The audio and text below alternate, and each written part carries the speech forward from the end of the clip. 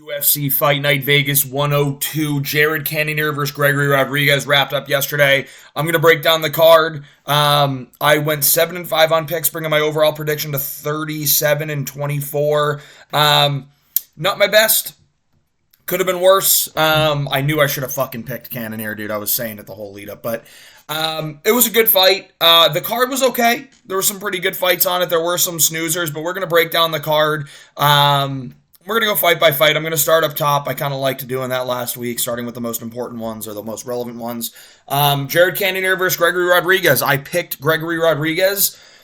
He almost got it done in the first round. I thought he was going to be much more superior in the grappling than Jared Cannonier, but we even saw a moment in the first round where Jared Cannonier got a takedown. And Gregory Rodriguez really likes that like marauder style that he's got, where he's just walking forward, winging big punches. In the first round, Gregory Rodriguez is putting a pace on Jared Cannonier, and he's hitting him with power. He opens up with two heavy body kicks to bring the hands down to Jared Cannonier. Then he starts landing back-to-back right hands, and you're like, dude, Rodriguez is looking fucking unbelievable. He ends up getting a knockdown, hurting Jared Cannonier real bad. They get back to the feet. Cannonier's kind of surviving a little bit here. And what I did notice in that first round is, like, when Jared Cannonier was getting up from the first takedown, I thought Gregory Rodriguez could have literally just snatched up a necktie or a guillotine or something like that. He was really giving the neck to Gregory Rodriguez, but it looked like Rodriguez was kind of looking for the knockout early. So he gets back to the feet, and they're exchanging a little bit again. Cannonier's trying to kind of find his range, but he's getting walked down the whole time. He's on his back foot the entire first round, getting absolutely walked down. And then we get to the back half and close to the end of the first round, but with about a minute left, Gregory Rodriguez gets another knockdown. So both the knockdowns he got came in the first round. Could have been a 10-8 in the first round. He was dog walking Jared Cannonier the whole time. And he expended a lot of energy. And you're sitting there like, dude, this guy just fucking marches forward and wants to beat you up the whole time. It's honestly, both of these guys never get into a boring fight. And what I will say is this was an absolute scrap. But after the first round, round two comes around, and Gregory Rodriguez is starting to look a little bit more labored. You see it with his hands coming down, and Cannonier's now starting to find his range. And Cannonier picks up the pace in the second round, starts landing really good shots, using his jab very well, hitting inside low kicks. Really doing a good job against Gregory Rodriguez here in this fight in the second round of starting to put his own pace and pressure on. And he wins the second round very, very clearly. It was interesting to see because, like, you look at Gregory Rodriguez, and he's a guy that's a kind of promising fighter. Like, his fight style is very fun. He has tremendous grappling. He's got crazy power. He's big for 185. But cardio seemed to be an issue a little bit in this fight, and it started in round two. And I know DC and Felder were saying you can't be getting tired in round two. I do think that he was trying to kind of, like, reel himself back in, go, all right, dude, I got 20 more minutes. I didn't get the finish in the first round. I tried to get the finish after I had two knockdowns in the first, and everything I'm throwing is heavy. And the reason I picked Gregory Rodriguez is because I thought Jared Cannonier's a little chinny in the sense that he took a lot of damage recently. But, like, you look at those fights, it's like the Imavov KO was like, you thought it was going to end up being a KO anyway, but at the end of the day, we all agree it was an early stoppage. You look at the Baralho fight, and he literally got flatlined and just somehow survived the final minute of ground and pound to the bell. I don't get how that fight wasn't stopped, but he literally got flatlined, stiff as a board, went down, and that's the image in my head of that fight. That's what everyone's thoughts are on this fight, and somehow he did make it to a decision. Got 1-2 head kicked by Whitaker and did the Irish jig. But when you look at those, like, he did stay in those fights other than the Imavov one, which was a questionable stoppage, or very early stoppage. It's not even questionable. So I'm just looking at this stuff, and I'm like, dude, he is kind of not as chinny as I'm thinking he is, but he did get rocked and knocked down twice, so I'm picking him because I'm like, dude, he took a ton of damage. Like, when you're getting hit this hard by a massive RoboCop here, like, you're going to go out, and you're 40 years old, but he just stayed in, weathered the storm in the first round, had an excellent second round, mixing things up, using pace, pressure, volume, and he was faster than Rodriguez. Rodriguez had some really good speed in the first round, but even Cannonier in the first round was still faster. Like, his 1-2 that he landed early was very, very fast. He's got quick hands, great technique, great head work, or great head movement and footwork. Then, pause on the head work, dude. Fucking A, that was gay. Round 3 starts, and they're a lot more back and forth, like tit for tat, back and forth, and it's still a good fight, right? Like they're trading, but it's a lot more even for those first 3.5 minutes or so, where like Rodriguez is landing a combination. Cannonier's now sticking him with the jab and starting to clap his hands a little bit, blasting the inside kick, sticking him with the jab again. Rodriguez trades with a combination, lands another body kick. Jared Cannonier responds with a good body shot at 1-2 up top. And Rodriguez kind of has a chin. Like, he was wearing some shots that people don't really eat from Cannonier.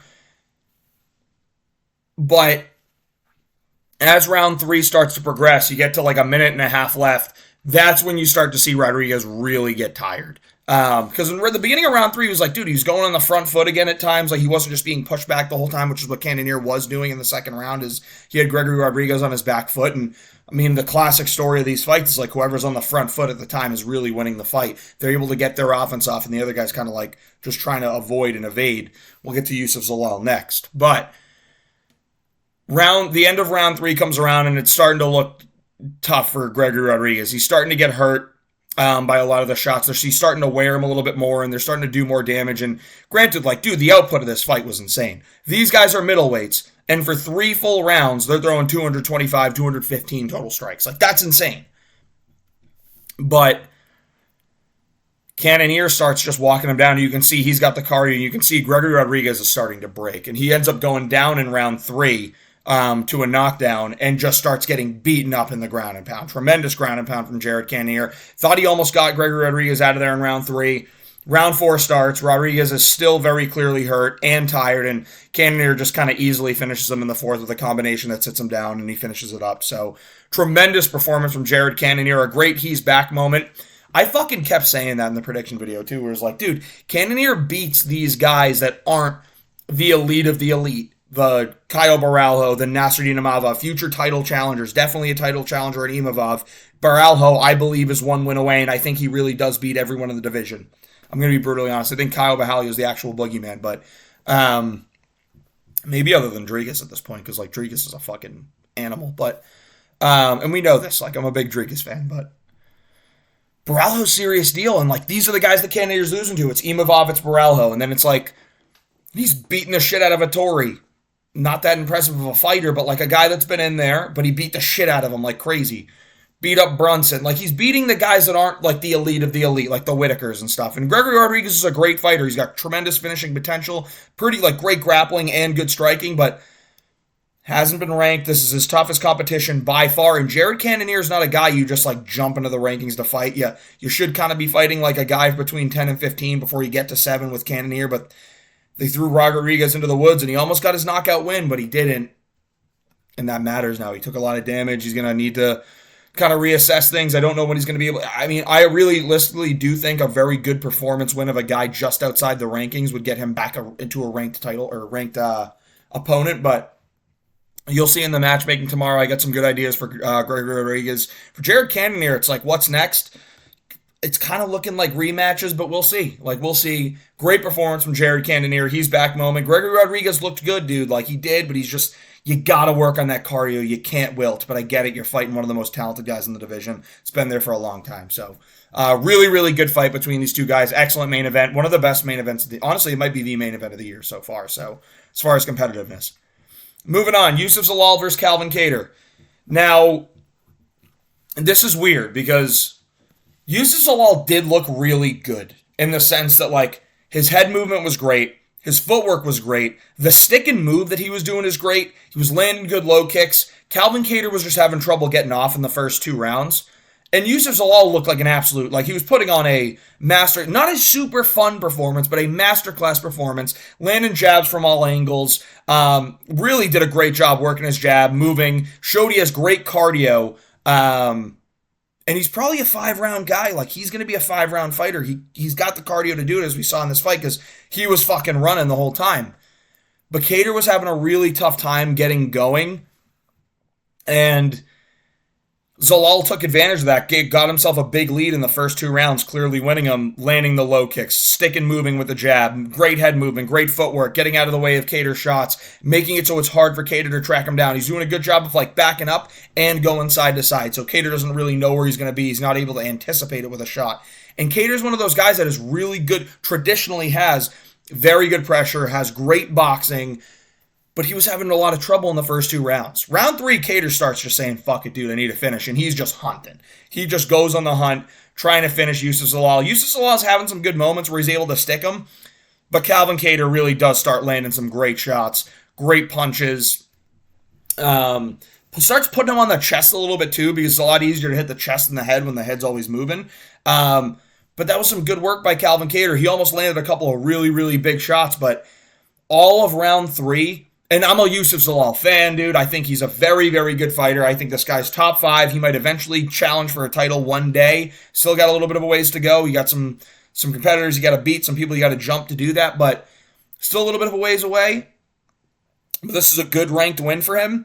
It's just in that 3rd round, he was like running. He was literally running the whole time. And you know what? Like, I don't want to say I don't blame him, because I hold a lot of people accountable when they're doing pussy shit in the ring, in the octagon.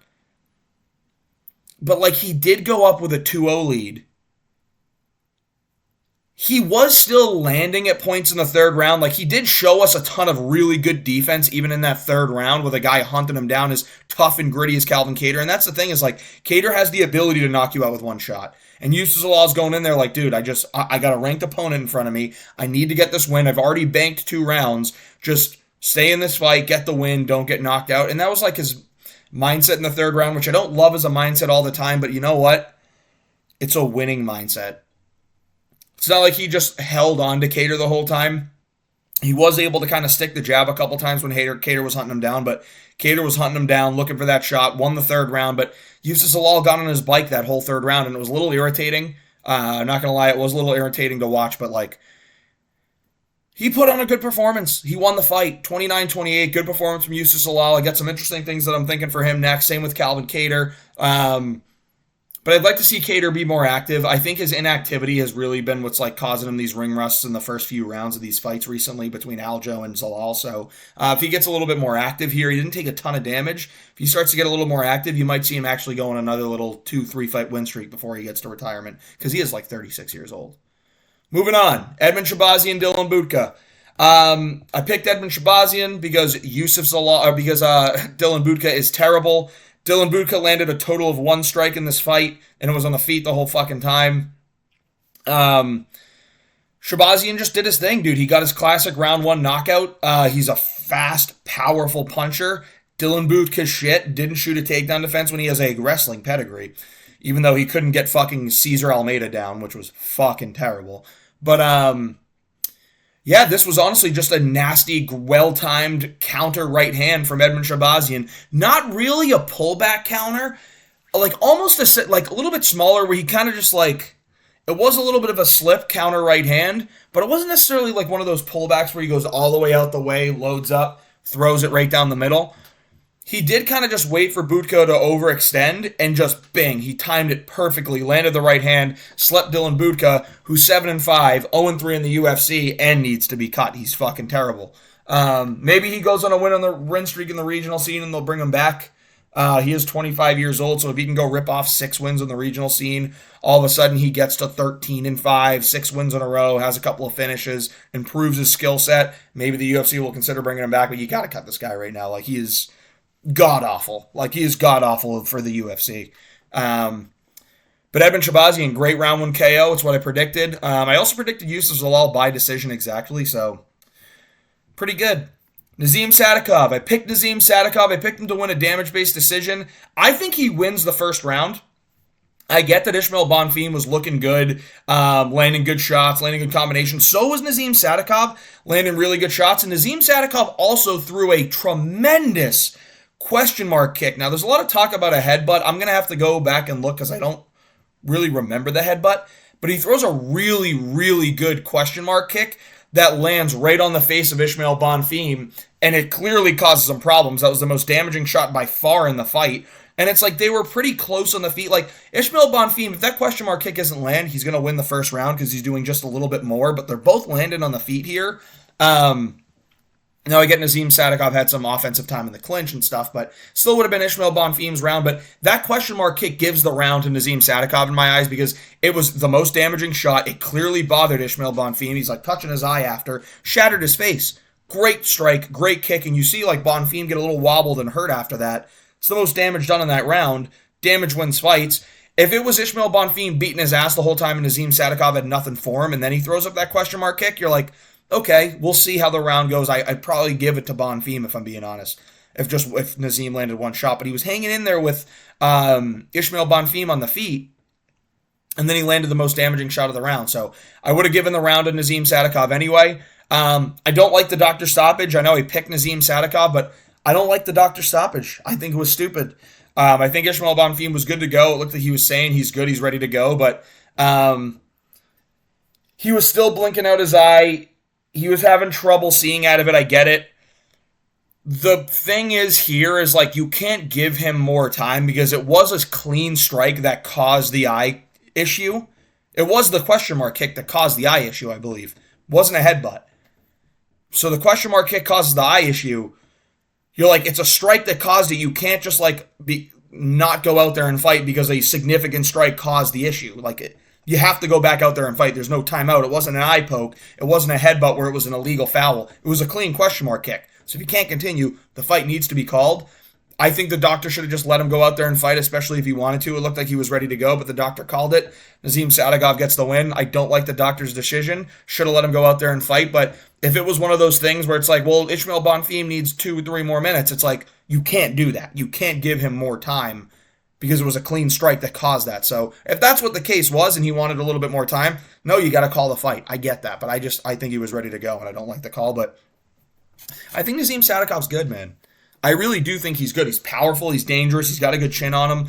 And this was his first fight back in the octagon in quite some time. So there was a little bit of ring rust, it looked like. But he ended up landing the good kick. He gets the win. I'd like to see him be a lot more active because he's got some potential, man. He can go on a little bit of a streak here. He's just got to be more active. So Nazim Sadikov, great win. I picked that one. Not the method exactly, but it is what it is. Petroski and Vieira. Dude, I honestly thought Rodolfo Vieira won this fight. I thought he was just the one pushing the pace more. I thought his hands were much better. Sure, like, they were tit-tat and low kicks and jabs. I just thought Vieira won, but I'm going to be brutally honest. I don't give a... Like, you can't put a stinker on this and expect me to go in breaking it down fully and be entertained by it. This fight sucked. Like, it really did. It was a shit fight, dude. I thought Vieira was a little bit better than this. I know Petroski's fucking terrible. Like, I do know. Like, his striking is ugly. His grappling is very, very good. I will say his takedown defense against a guy like Rodolfo Vieira as well is very, very, very good. To make it be more on the fence than actually letting him get you to the ground is very impressive. I will give him props there. And his top pressure is very, very good. Boring style, but very, very good, strong top pressure. He's physically strong. Striking so slow, so ugly. No finishing potential in the guy. Like, and then you have Vieira, who's like usually a finisher, and he goes out there and it's just, I don't know. I kind of thought Vieira won. I thought he was landing better with the feet, and I thought he was the one actually pushing the pace more. He was the one going forward in the exchanges, offensively grappling, but they gave it to Petroski. I don't entirely agree with it, but like, dude, what do you expect from me? Like, this fight was fucking dog shit. Dog shit fight. Moving on. I got that one wrong. Connor Matthews versus Jose Miguel Delgado.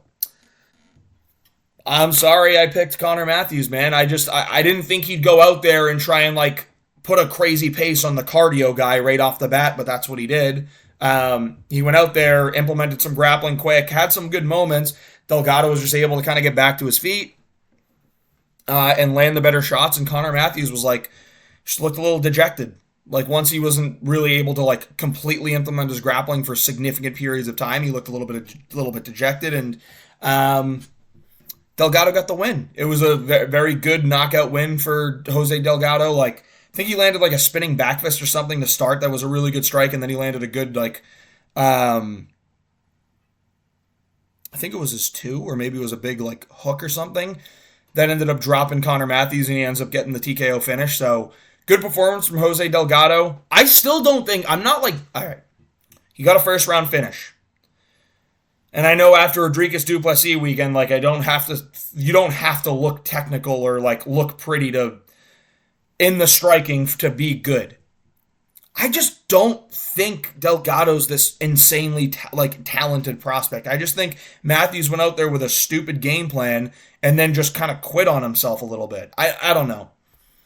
I expected a little bit more from Connor Matthews. I don't want to shit on him, dude. He trains around here, and I don't want to get my fucking ass beat. But expected a little bit more out of Connor Matthews. Expected him to, I don't know, I expected him to be a little bit more dominant in the grappling, but I also expected him to like out-grit and out-vet Jose Delgado, and he kind of just didn't do that. So Delgado gets their knockout win. Good performance from Jose Delgado. Round 1, we're going to move on. Moving on, Angela Hill versus Ketlin Souza. It's a close fight. I'm not upset with a split. It could have gone either way. I'm not really upset with the decision. It really could have gone either way. Round 1 was the clearest round, and it was Angela Hill. Round 2 and 3 could have gone either way. I thought round 2 was pretty clear, Ketlin Souza. I thought she landed more power, just landed better, and she was actually going up top more. Round 1, Angela Hill did a good job of like being able to grit in there and actually offensively grapple. I did not think that Angela Hill was going to be able to out-grapple Ketlin Souza. I thought Ketlin Souza was very physically strong and was just going to have better jiu-jitsu and submission skill, which she probably does have better submission skill, but Angela Hill did a great job of having control in the grappling, especially in the clinch. Did a good job of landing body knees. But then round 2 was pretty, I thought it was Ketlin Souza. Round 3 could have been Ketlin Souza as well. It's either way. Like, this was like the most women's MMA Angela Hill fight I've ever seen in my life. It's super close. You don't really know how to score it. One of the rounds sure is very, very clear because grappling was involved, but I don't know. I expected more out of Ketlin Souza, honestly. I thought she'd be able to like find a knockout with her absolute man strength, but Angela Hill gets the win.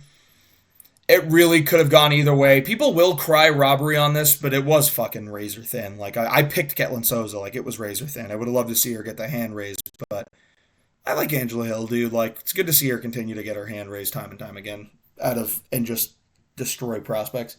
Unless it's against Tabitha Ricci, of course, in which she clearly wins a fight and then they don't give it to her because Tabitha Ricci's caked up and Ketlin Souza looks like a fucking boy. But yeah, Angela Hill gets the win. Typical Angela Hill fight. It is what it is. Gets a split decision win. She can't escape him. Moving on, Rafael Estevam versus Jesus Aguilar. Jesus Aguilar almost snatched up a pair of guillotines. We're going to move through these fights because I know you don't care about them as much. But we're going to move through them. We've already been here for 22 minutes. I don't want to keep you guys too long. But Jesus Aguilar ended up getting 2 guillotines that looked very close to being in. I know he has a guillotine submission win over Stuart Nickel, but Rafael Estevam does the thing where he's so much better at grappling where he's able to pass through a guillotine. You're not catching this guy in a guillotine. He's going to be able to pass and then move to a dominant position and just control the rounds, and that's what he did here. He was spamming takedowns. Granted, got a lot of them because Jesus Aguilar is a little too willing to go to the ground. But Rafael Estevam's a very good grappler. Snoozer, absolute snoozer, position guy, like wet blanket floater, but it was an impressive victory over a guy that's pretty hard to hold down. I will say that Jesus Aguilar is pretty hard to hold down generally, but Rafael Estevam did a really good job of just floating throughout this fight, staying in top position the whole time, and just defending against those guillotine submissions to the point where he was able to dominate the control for most of the fight, land tiny little pitter-patter shots to not get moved, but did a good job. Like, this guy is a tremendous top pressure grappler. Like, he really, really is.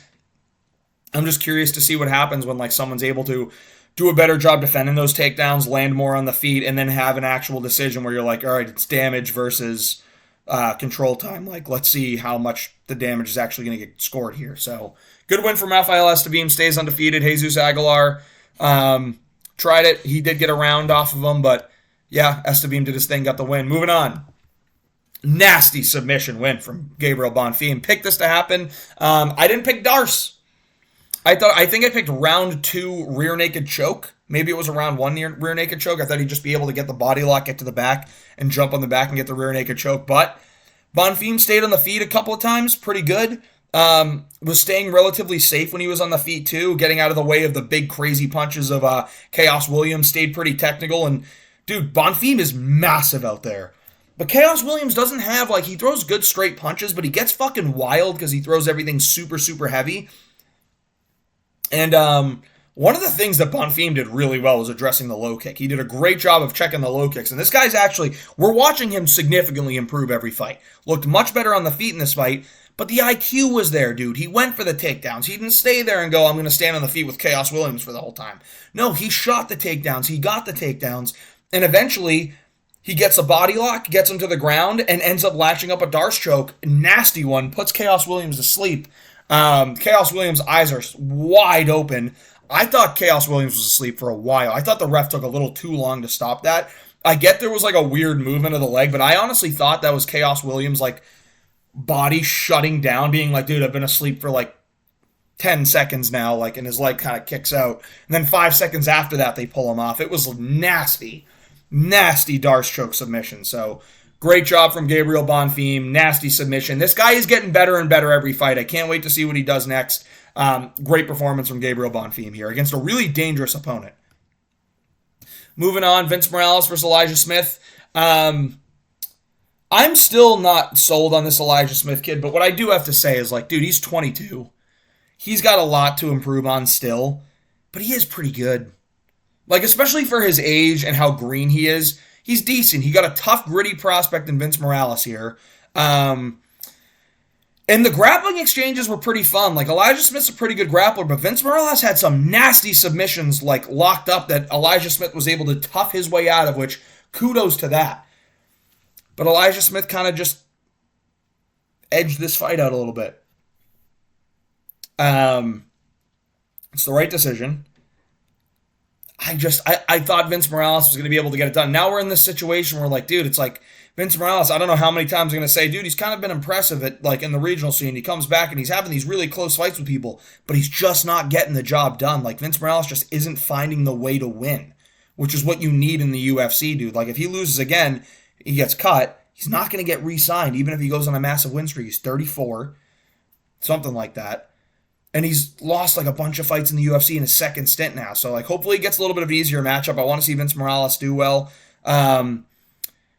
But yeah, this was a decent one. The grappling exchanges were awesome. I thought Vince Morales had like two of the submissions were very, very tight. I think it was a Peruvian necktie. It was very, very tight, dude. I thought he was gonna get it. But Elijah Smith fucking toughed it out. And that's something like very good to see from an interesting prospect, from a young prospect, a hyped prospect. He's gonna go in there and he's just gonna like grit it out and fight. So good performance from Elijah Smith. Got battle tested, got the win. Interested to see what's next with this kid. We'll match him up in the video tomorrow.